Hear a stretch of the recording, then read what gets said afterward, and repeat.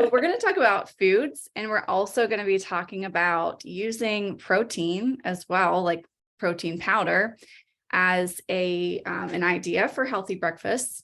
And so I thought I would just kind of kick it off first, talking about the Plexus Lean protein that I use. And maybe you have a different one you use that you like, that has clean ingredients.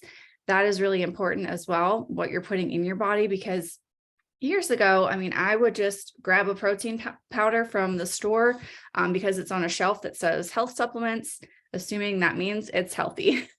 And I never really knew how to look at labels or what was good for my body and what wasn't. I figured, a little sugar, whatever. I eat sugar all day anyway, so it doesn't bother me, is what I thought.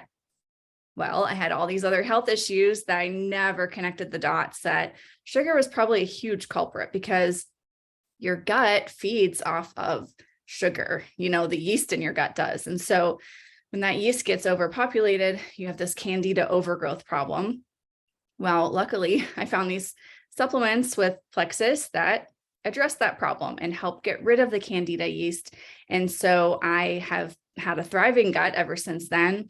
The good bacteria is more, well populated in there. The bad stuff is always constantly being removed with the triplex system that I use. But let's talk about the lean, because a lot of the proteins I used to use had high fructose corn syrup as one of the top ingredients, or sugar or whatever. And artificial sweeteners are very popular. You'll see a bag that'll say no sugar. And so you think, oh, that's great. No sugar, zero sugar. Well, then, that's usually a red flag, because what you're going to find is an artificial sweetener. You're going to find sucralose or aspartame or something like that. That's really not good for your body. It's actually wreaking more havoc on your gut probably than sugar. So lean, I do have my canister here. We have several flavors. We have a vegan kind and we have a whey. This one is my chocolate whey. I also have vanilla in stock, and I have the limited edition salted caramel. And I use that in several different ways. And I have a 7-year-old daughter. So, of course, she loves all the yummy things like, pancakes, waffles, all that good stuff, French toast. So, I can't expect a 7-year-old to always want, a plate of eggs, which is what I want her to start her day with, because eggs are amazing for you. As we all know, eggs are now really expensive, but there's so many different things that you can do with this lean protein that can give you and your kids a really healthy breakfast. So one of them is actually waffles. I don't have the waffle recipe nearby, but it's really simple. It's just a couple ingredients we put in it. You're not having to add any extra flour to it. When you normally go get a waffle mix, you've got this box mix that has probably bleached flours, enriched flours, things that are just highly processed that really aren't good for you. With this way we do it, we're just mixing lean and egg and milk and all that. So it's really, really good for you. I actually pulled up my lean pancake recipe, and I can share my screen maybe real quick to show you guys in case you want to screenshot this real quick. Let me try to make it big. And it's a super simple recipe. You don't need many ingredients. So as long as you have the protein on hand, then you probably have everything else in your pantry as well.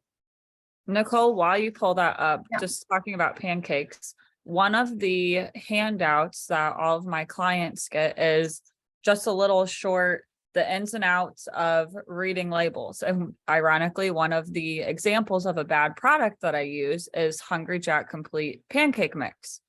So I can show you guys this too, just to kind of show you what Nicole is talking about after she shows you her mind blank recipe for her lean pancakes, the difference in her ingredients compared to your standard pancake mix. And it just goes through real quick and highlights all the bad stuff in there. Like there's metals and Hungry Jack Complete Pancake Mix. So that'd be a good comparison to show just real quick after you do this.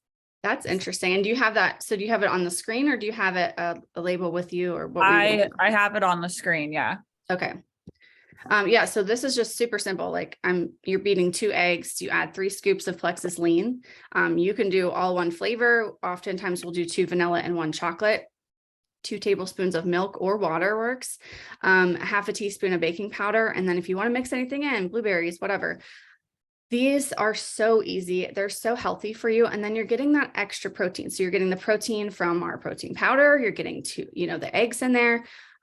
It's just so much better than just making them yourself. So when you do flour, unless you're using a really good, clean, flour at home or whatnot, these are going to be so much better for you. So yeah, let me stop my screen share. And I don't know if it'll let me share your screen though. Yeah, you have to undisable me. Undisable. Let's see. But I have a couple other things that when we talk about some other stuff that we'll have to figure out how to undisable me anyway. So is there a certain button for that, or just should I click make host? Make host. Okay. There you go. We might have to go back and forth, but that'll be okay. Okay, so just for comparison, you guys, when she just showed you the recipe for her pancakes, and it was what, like 4, maybe 5 ingredients. And then this is the Hungry Jack, and there's a list, and half of it's not even food. Half of it's, man-made vitamins and bad oils and food coloring. That's one thing I've never understood. Pancake mix is white. They have yellow 5, red 40 in this pancake mix. That's crazy. So, and it's all these things that you don't think that there's that many bad ingredients in something that's supposed to be so simple. So, there's sugar in the pancakes, but then the flour is enriched. There's nitrates, there's dextrose, which is that fake sugar on top of the actual sugar, canola oil, which is terrible. All these other things, there's dyes, there's aluminum. Why is there aluminum in That's terrible pancake mix? So something that you think is so simple until you flip it around and really look at what's in the ingredients and what you're eating, you might be very, very, very surprised. So that's a good comparison. I was just trying to show you guys the difference in what pancake mix can really look like. That's crazy. And I was just listening to a podcast this morning while I was at the gym, and they were talking about heavy metals that are in foods and stuff, and that your body has a really hard time getting rid of them. And obviously there's things you can do for that, but they were saying how it goes straight to your brain. I mean, yes. Your brain is getting all of that, and that's not good. That kind of really hit me. I was like, wow. So that's something to definitely watch out for. And I saw the folic acid was in there, and people think like, oh, enriched is a good thing. I used to think enriched meant it was a good thing.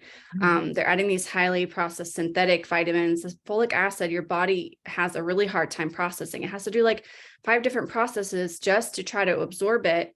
When the natural form is actually folate that your body can easily absorb, which is what we have in our X Factor and several of our other products. So yeah, and I think it's your body definitely holds on to metals. Growing up, like we always thought we were average healthy, we ate fruits and vegetables and whatever, but I was pigging down on pizza rolls and Hot Pockets like every day for lunch as a kid. And it wasn't until I don't remember how old in high school, I had to go through a super extensive metal detox with my functional medicine doctor because I was holding so many metals to the point where I was allergic to them if they were on me. I would break out in rashes and hives that's insane. If I was wearing cheap jewelry because my body just rejected it so much because I had so much withheld in me. It was like, I can't take anymore. Get it all off me, get it out of me. And I had to detox through the process 2 times before I was cleared of everything. Wow. So everything you guys put in yourself, it matters. You might not realize it until something happens, but it matters. Yeah. And it compounds. It's not fun either. Yeah. It's like that compounding effect. You think, okay, just a little here, a little there over time, and that's building up, and your body needs to release that. But I guess that's a totally different topic, but so, We'll well, I talk mean, about you know, that next time. we always sidebar, but it's Yeah. so also so related to what we're talking about, just as simple as breakfast foods. And same like my family, my parents have a huge garden. They grow a lot of their own food. So we would always eat a really healthy dinner. I felt like, for the most part. And, but breakfast, yeah, processed, I would have Cinnamon Toast Crunch, Pop-Tarts, toaster strudels, all those things. My lunchbox is full of crap because I was also very picky. So the easiest things to throw in my lunchbox were like fruit roll-ups, fruit snack, like anything like random, like stuff I could just munch on. I mean, that was what I had in my lunchbox. So over time, yeah, I mean, that really messes you up, and all the red dyes and all the dyes, not just red. I know a lot of people just focus on the red, but it's all of them have issues. So, and they're not necessary. Like with that pancake mix, why is their color just crazy to me? But yeah, so other ways that I use lean. Let's see, what else didn't we mention? So we talked about the pancakes, waffles. I love to just put it in my coffee sometimes. And in the morning, especially if you're on the go, I mean, you could put a couple scoops in there. It doesn't have to be just one scoop.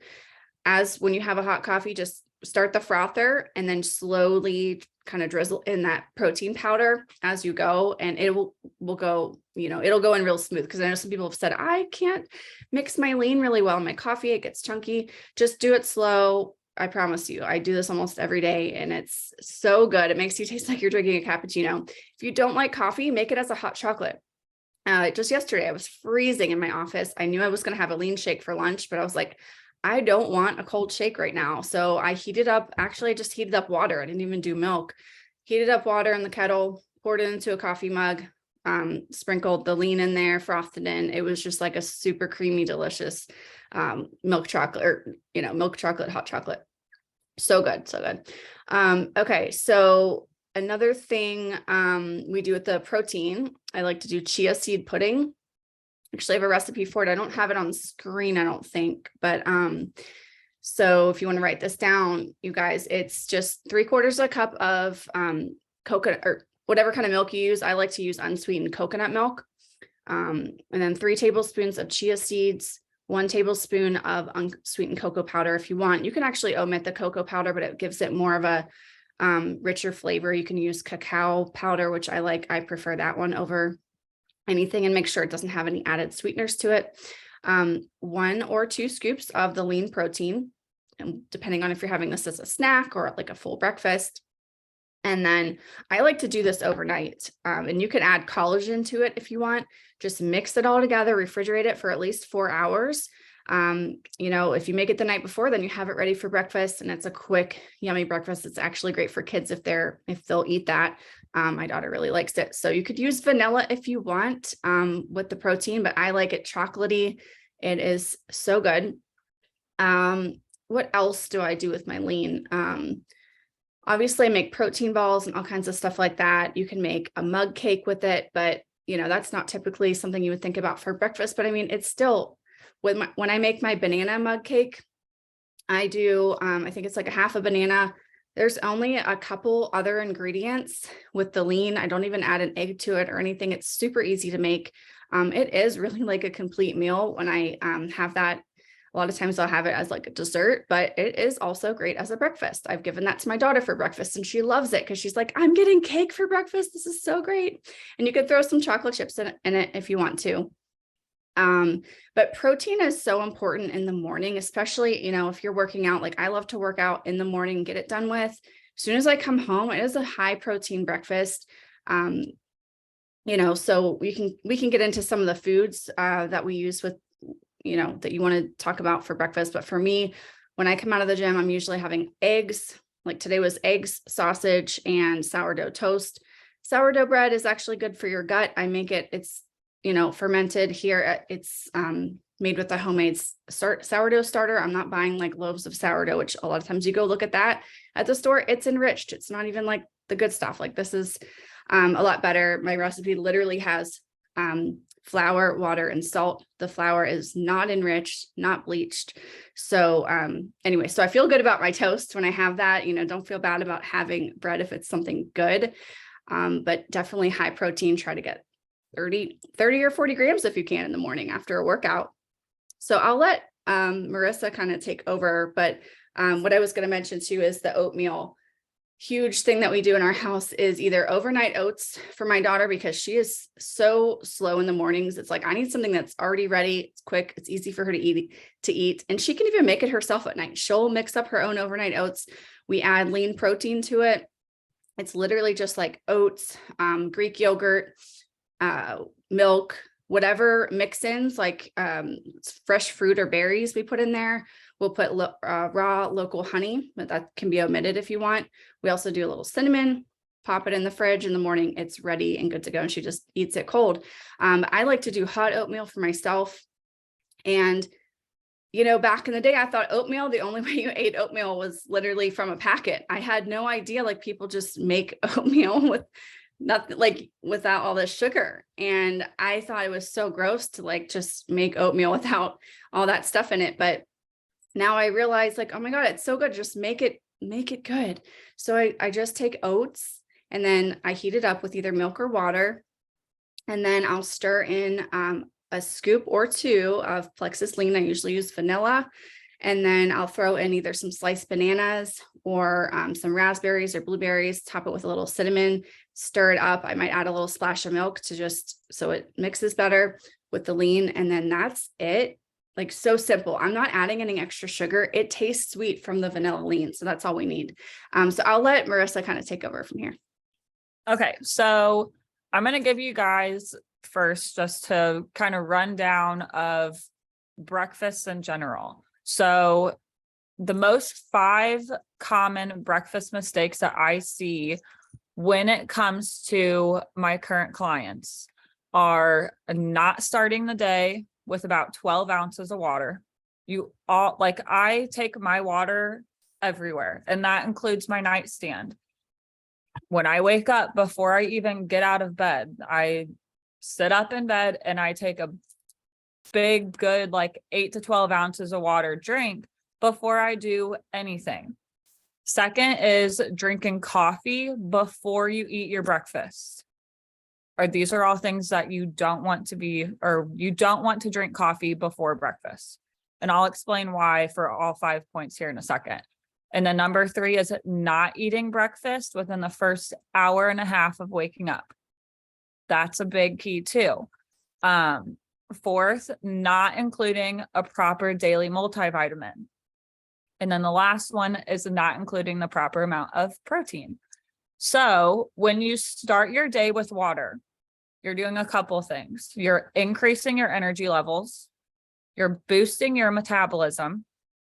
You're starting the day fighting toxins, and it can help with your skin complexion. So number 2, the drinking coffee before breakfast. This is why you don't want to do this, you guys. This is like one of the worst mistakes you can do in the morning. Start with water. Drink water, have breakfast, go to your coffee. I promise it'll make you feel way better.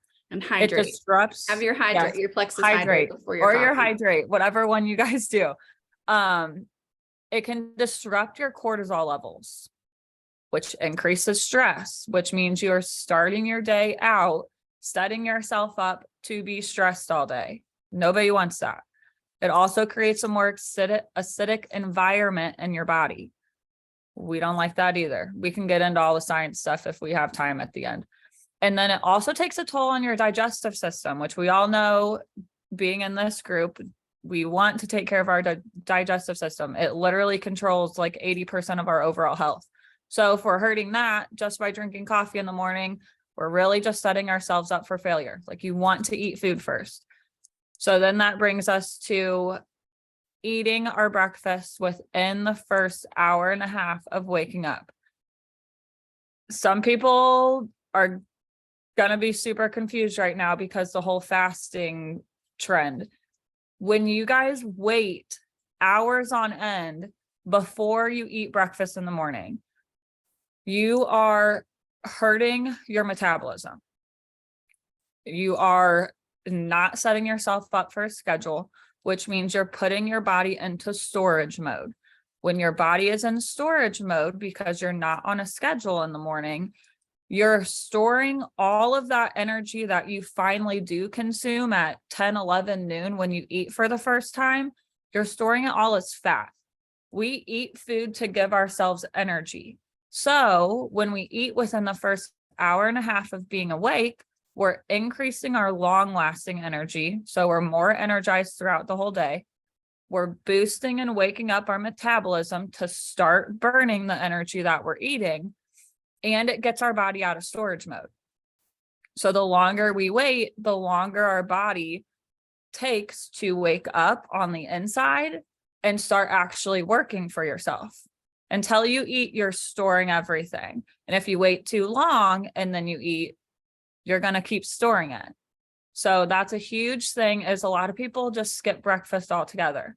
That's probably the second biggest thing that I work on with clients, outside of they never drink enough water, until I'm like, you need this much. And then we start working on however much they're supposed to have. Breakfast is always, always, always the number one or number two problem with people. And you guys, it's a misconception that, oh, well, I'm only eating this many calories a day, but you're not eating enough calories. So you're in storage mode all the time. So that little bit of calories that you are eating throughout the day, you're storing all of it instead of burning it as energy. And then you're able to eat more than you think you can. Most people, when they come to me, I'm like, you need to eat about 2,000 calories or whatever it is. It's always more than what they're used to eating. And they're like, no, I'm trying to lose weight, Marissa. Like, I don't need to eat 2,000 calories. But when you consistently feed yourself on a schedule, you're burning all those calories you're eating anyway. I think the number one thing that I get people, like, if I go out, I'm ordering a cheeseburger. I'm eating the French fries. I'm probably getting a cheeseburger with fries and a side salad. I have no fried food. Like, I eat all bad stuff too. It's just all about balance. But if you feed yourself consistently, starting with breakfast, you're burning most of it away anyway. So it's working in your favor. Like, eat more. You don't think anybody would ever tell you that, but eat more and start within the first hour and a half of waking up. Okay, so then the next one is multivitamins. Food these days do not provide the same bioavailable nutrition that they used to. Foods have been so processed, even farming foods. If you're buying conventional, non-organic foods in the grocery store, even in the fresh produce, they don't hold as many vitamins as they used to. The perfect example, this isn't breakfast, but the perfect example would be corn. You guys, like, a long time ago, corn was like tiny, but because of the processing, you can get like massive stalks of corn now. Each stalk used to have like 1 to 2 pieces of, or like heads of corn on it, ears of corn. And now it's what, like 4, 5, 6 of them, because of all the processing. Well, because all that processing, you're losing out on all of those nutrients. Your body still wants and needs those nutrients though. So taking a multivitamin gives you those nutrients that you're realistically not getting throughout the day. You'd have to eat a ton of whole foods, fruits, vegetables, whole grains to get what your body actually wants. Nobody has time for that, one. And number two, that's probably over your calories to try and eat as many foods as you need to reach your vitamin intake. So a multivitamin, I take X Factor Plus every morning.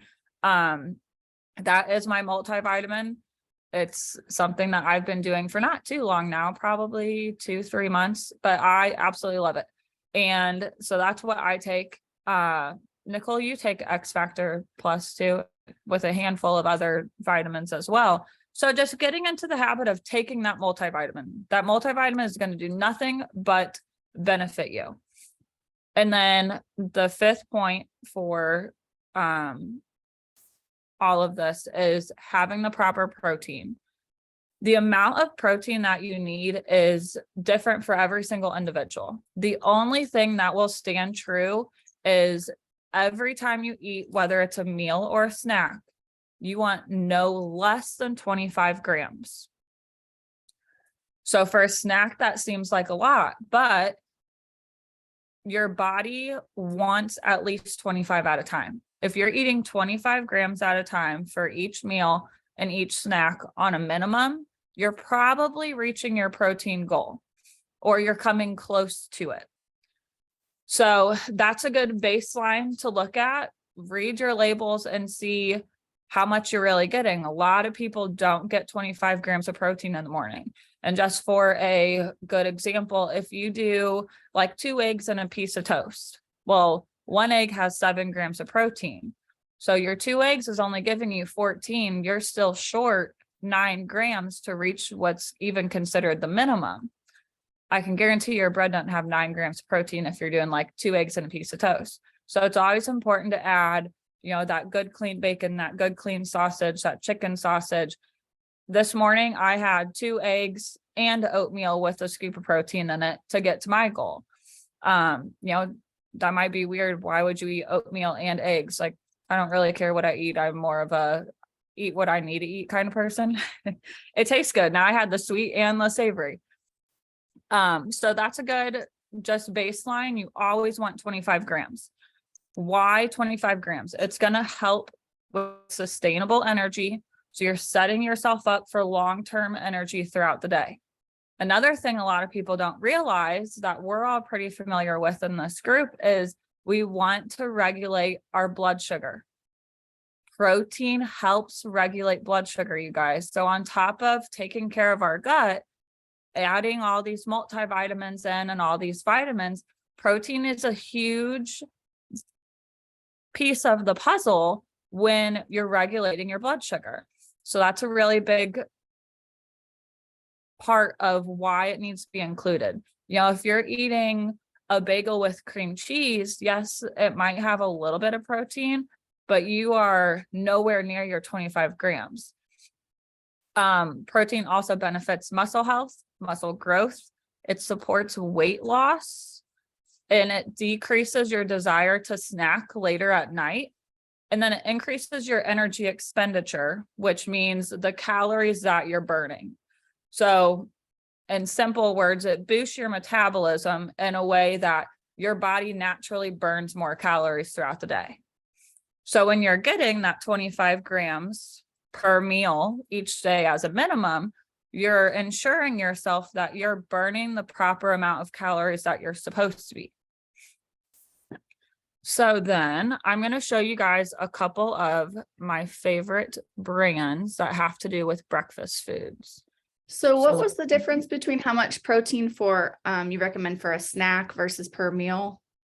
So it all depends on the person. So I'm a 3 meal, 2 snack type of person.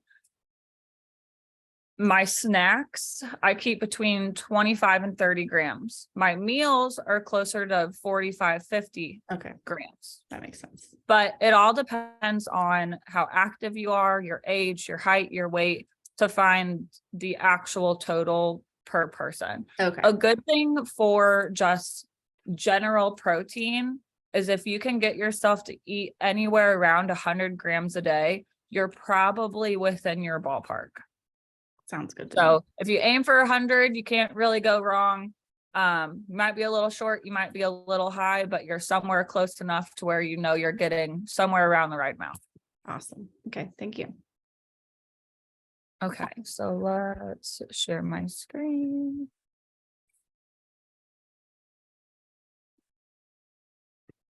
Okay. So I don't know. Okay, good. It's like PDF form. So here is a couple of my favorite brands. We're just going to simply go through them. It's very picture based. So if you guys need to take screenshots or whatever you need to do, I can also post this under this live after we're done if anybody wants it to have. So with granola, the big thing with these is making sure you don't have a ton of added sugar, fake sugars, any sort of like flour-based grains. Like you want your granola to be more oats and seeds and fruits and berries and stuff like that, seeds, and not have it be like your standard granola clusters where it's just a bunch of like wafers in there. So if you look at if you guys look these up, I didn't put the ingredients for them. This is just Marissa approved clean brands. These are both great brands. This is actually Costco brand. And then Purely Elizabeth, you can get at most of your grocery stores. Okay, so then yogurts, the grass-fed yogurt is going to be your best option, and you flavor it yourself just so you can control how much sugar is in there. There's actually more health benefits. It's been scientifically proven finally that grass-fed is more beneficial than your conventional standard dairy. And then these other brands up top are just the grab and go style. So they're all very low in sugar, sweetened with stevia most of the time, or monk fruit, and they don't have a lot of additives and gums in them. So these are the ones that you want to look for.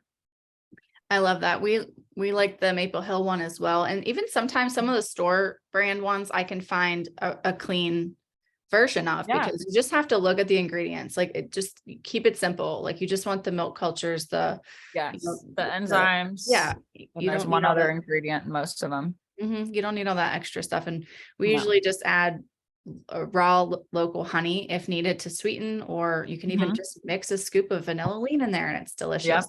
I do fruit a lot. I'll put fruit in my yogurt, or I'll take one of the, I'll get a bowl with the unflavored yogurt, put some of the granola that was on that first slide with some fruit.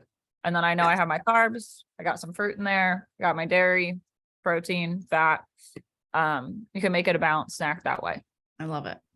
Okay, so pancake, waffles, and oats. Obviously, like Nicole was saying earlier, just your plain Jane oats, and you decorate them yourself, are going to be the best when it comes to oatmeal. We'll actually compare this brand with the standard Quakers here in a second, but this is the best pre-packaged instant oatmeal that I've been able to find in my grocery stores. I find it at Target, so it's not local. You guys might be able to find it too, no matter where you are. It does have sugar, but is nowhere near the same as your typical instant packs of oatmeal. The Birch Benders brand, they have a ton of different ones, paleo, gluten-free, keto. I don't remember what else, but they have really good ingredients in there as well. Simple Mills, I've never found a Simple Mills product minus their ice cream bars that's not 100% clean, all the way down to like not even having sunflower oil, which is something that you're gonna find. It's gonna be really hard to avoid. Simple Mills does a really, really good job at keeping every single ingredient they have clean. I've also been able to find a lot of their stuff at Target. I know a lot of you guys aren't local to St. Louis, so it's in my local grocery stores, but it's a nationwide brand, not hard to find. So that's a great option too. So then with baking, obviously King Arthur unbleached is what you want to look for when it comes to baking flour. You want it unbleached and unenriched if possible. I buy Bob's Red Mill gluten-free baking flour a lot too, just because we have somebody in the house who is super sensitive to gluten. So it's kind of a take what you can when you can situation. Would I rather have it be unbleached and unenriched? Absolutely. But because I need the gluten-free kind, this is the best option that I have. Simple Mills, again, I make these, and actually if I make any of their muffins or breads, I put protein powder in them. So when I mix protein powder in it, then I have a balanced snack or a balanced breakfast because I'm getting that additional protein. So that's an easy meal prep kind of idea if you bake them all in advance. What I do when I add the protein is I'll make the batch how the instructions say, and then put however many, like I want to say 2 or 3 scoops of protein, maybe 3 or 4 per box. And I just slowly add milk until it's the same consistency that it was before I added the protein. Lily's Baking, chocolate chips. I'll put these in the muffins too if we want chocolate chip muffins instead of buying their chocolate chip muffins, because I don't want to buy that chocolate. I'd rather use Lily's because it's sweetened with stevia, so there's no sugar in it. And then when they're baked in with something else, you get that sweetness from whatever that baked good is to counteract the lesser sweet of the chocolate chip. Monk fruit sweetener, I use this in pretty much everything when it comes to baking instead of actual sugar. If I do use sugar, it's sugar in the raw, which sometimes doesn't mix as well. So this is my sugar alternative. It's very similar to stevia in the aspect of it doesn't spike your glucose at all. It comes from a plant. The only difference is a lot of people can tell if something's sweetened with stevia. And a lot of people don't care for the flavor of stevia. Monk fruit, I put this, the perfect example would be like sweet tea. So the kids in the house love making sweet tea. I don't tell them that it's not sugar and they have no idea. So it tastes very close to normal sugar. That's awesome. If you have to fool people in your house and tell them it's sweet tea, chances are they're going to believe you because everybody in our house has no idea that I even use this when I That's make great. their stuff. We actually grow stevia at home. I know you're talking about monk fruit, but we grow Yeah. stevia from plant at home. And I made a batch of it and gave it I brought over a mason jar of it to my dad. I basically brewed the tea with some stevia leaves in there. And I wanted to see what he would think because he's an avid sweet tea drinker. I mean, and that's, I grew up drinking sweet tea all day and that's what he loves too when he's at home. My mom makes a good one, but I was so surprised that he really liked it and thought he was like, this just tastes like regular sweet tea. I was like, awesome. You should try using this instead, so I, people will still enjoy it. You just kind of got to give it a try. Yeah. Give it a try or trick them and don't tell them. It works either way. And the stevia, most of the time, some of the stevia that you get in products is, there is like a chemical process. Stevia. Yeah. Versus. So erythritol is that one's okay. Okay. There's nothing, obviously it'd be cool if it didn't have it in there, but there's no harmful effects like there would be if it was like dextrose or sucralose or something like that. Yeah. Erythritol is one of a lot more safe for you. And in store-bought stuff, stevia and monk fruit, it's almost impossible to find without the erythritol in it. Yeah. But yes, there is the extra ingredient. It's not the end of the world. I promise it's okay if you guys eat it. It's way better than anything else that you're going to get anyway. So it's just one of those. It'd be cool if it didn't have it, but it's okay that it does.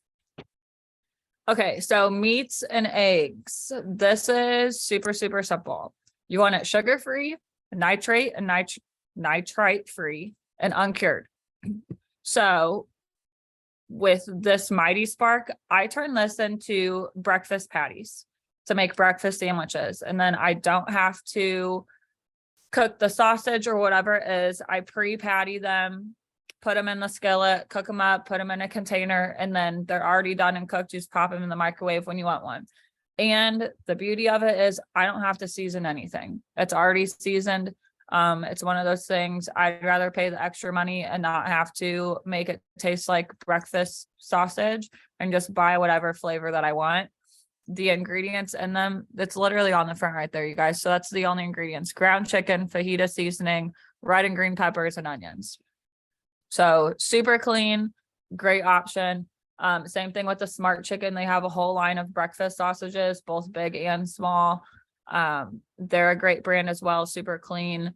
With eggs, the best eggs that you can get that are like stupid expensive right now are pasture raised. Basically with eggs, there is pasture eggs are way up here, and then pretty much everything else is down here. Everything else, unless they're pasture raised, really doesn't say a lot. There's not a big significance between any of them. Cage free and what's the other one? Free range. There's free range, and then there's cage free and free range. There is like 2 feet of square footage per chicken that makes that different. Wow. So if you don't have pasture raised as an option or don't feel like spending the $10 to buy your 12 eggs, buy the cheaper one. Mhm. Buy the cage free instead of the free range, because it's literally like 2 more feet that the chicken can move, which is not going to make a difference. So that's the gist on eggs, basically. And organic, it's always better to buy organic, but it doesn't even make that big of a difference either when it comes to the chicken eggs. Just know pasture raised is your best option. Everything else is pretty similar. And the reason pasture raised is better is because the They are chickens, free to roam. yeah, and they're not just getting, so like when they're not pasture raised, they're mostly, They're getting feed. yeah, and the feed, I hate when the cartons will say vegetarian fed. I'm like, I don't want a vegetarian fed chicken. Chickens are actually not vegetarian. So when they're pasture raised, they get to go eat whatever. They're eating the worms, they're eating the bugs, so Yep. they're getting the protein and all that stuff that they're supposed to get.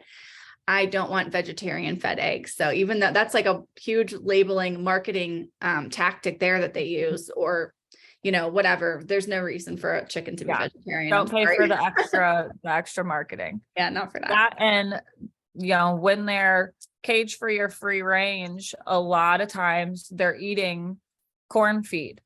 So they're not eating anything different. You're just paying, the extra $2 for them to move an extra foot. Like, yeah, they're all eating the same thing. It's almost like, it's almost like being in a cage one. anyways. They're still kind of in a closed space. I mean, yes. So cool. With bacon, it's the same thing. No sugar, uncured, nitrite free. That's just something that you guys have to look on the label. 99% of the time, it'll all be on the front of the label for you. You don't have to read the back of it in that scenario. I'm glad you have syrup on your next list, because that was one thing I meant to mention earlier when I talked about pancakes. Just yesterday, I was looking at syrups, and I didn't even need to buy it because I just bought it recently, but I was walking past the syrups in the aisle and I was like, I just want to see what they have here, because it drives me nuts. One of the labels said, natural real maple syrup. Yeah. It said natural real. And I'm like, okay, cool. So I turned it around. There were like 4 or 5 other ingredients in there, and syrup wasn't even the first ingredient. And I'm like, thanks a lot. So another marketing thing there that makes you think, if you only look at the front, you're believing that is like the best maple syrup. And it wasn't the Hungry Jack or the Aunt Jemima or any of that stuff. It was something else that I looked at and I was like, oh, this label looks prettier. It looks like it's probably better for you. Flip it over. It really wasn't that great. So I was really disappointed in that. But the ones that I buy, the ones in my fridge, is one that says, I think it says organic, pure. Yep. You want 100% pure organic maple syrup. Yeah. So that's what this is. This is what we normally use. It's the same thing in the picture. I'm pretty sure we get it from Costco. Okay. Yeah. So I have this in my pantry as well. This is like off-brand grocery store, like Miss Butterworth or whatever. Let me guess. Is it high fructose corn syrup, the first ingredient? You guys, the traditional, normal, what we think as normal maple syrup doesn't even have maple syrup in the ingredients. That's so sad. There's corn syrup as the first ingredient. High fructose corn syrup is the second ingredient. And then it goes on and on and on with artificial flavors, a bunch of preservatives. And then they make it look like maple syrup with caramel coloring, which is insanely toxic. Yuck. So that's a difference in syrup. Gotta love it. That's probably why they don't say, like, if I've never noticed until just now, we all call it maple syrup, right? Yeah. This does not say maple anywhere on the label. Oh, it says flavored syrup. Because they're probably not allowed to. They all just say syrup. Well, we want maple syrup. That's the only actual syrup that is normal. That should be your new normal. I want the stuff that comes from the tree. Yes. Another one that I use a lot, just because, so when you get 100% pure organic maple syrup, it's not super thick like your standard syrup is. It's a little more liquidy. I like my syrup to be more sugary, thick textured. So I buy pure date syrup. The only ingredient in that is dates. They liquefy dates. So yes, you're still getting a high amount of sugar, but you're also getting a high amount of sugar with the maple syrup. You just know that it's coming straight from the sap.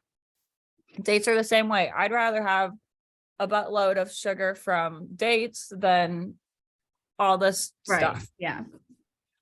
So if you like it, well, you can see it here too, like it's a little more liquidy. If you like it thicker, get yourself some pure date syrup. Okay, another thing on here, the Lara bars, the fruit ones are the best ingredients when you get into like the cookie dough and the brownie and all that. You got to kind of watch out, but the fruit ones are really good. There is a brand called Good Jams. There is no sugar. Welch's, fun fact, has like 18 grams of added sugar, I think, per serving. But I'm pretty sure the serving on those is like 2 tablespoons maybe, which is like 2 tablespoons worth of sugar, literally, when you're talking about 18 grams. So it's pure added sugar. These are sweetened with stevia. And my favorite part is on the back, on the ingredients, it gives you the percentage of what fruit they're using. So it'll be like for the blueberry, it's like 80% blueberries.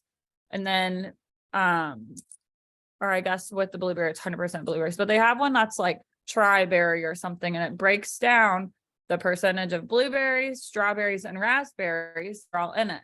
So you know exactly how much of everything you're getting. And then they add stevia to make it more sweet. That's great. So that's a really good brand for jam. Okay, Also, this is something you guys want. Before you move on, I was just going to mention, I know you haven't tried these yet, but the snack we have bars. the new smart snack. I don't know if anyone can see me or they just see your screen, but we have the lemon, the blueberry almond, the lemon, and the chocolate brownie fudge. I had 2 of these yesterday. I'm not going to lie, because they were so good. And the ingredients in them are really simple. And they're actually also sweetened with a date paste as well as stevia. Cool. Yeah. And so the only added sugar that you get in it is coming from the date paste. Yeah. And it's only 2 or 3 grams, I believe, in it, depending on which one you have. And so there's 5 grams of protein. It's not a huge, but any added protein, like, you have something else and then you have this after it or whatever. Yeah. I found it good, like really paired with a Greek yogurt. Yes. Then you're probably around 20. Normally they have about 15, 20 grams per little container of Greek yogurt. So then that gets you 20 grams, you guys. Yeah, exactly.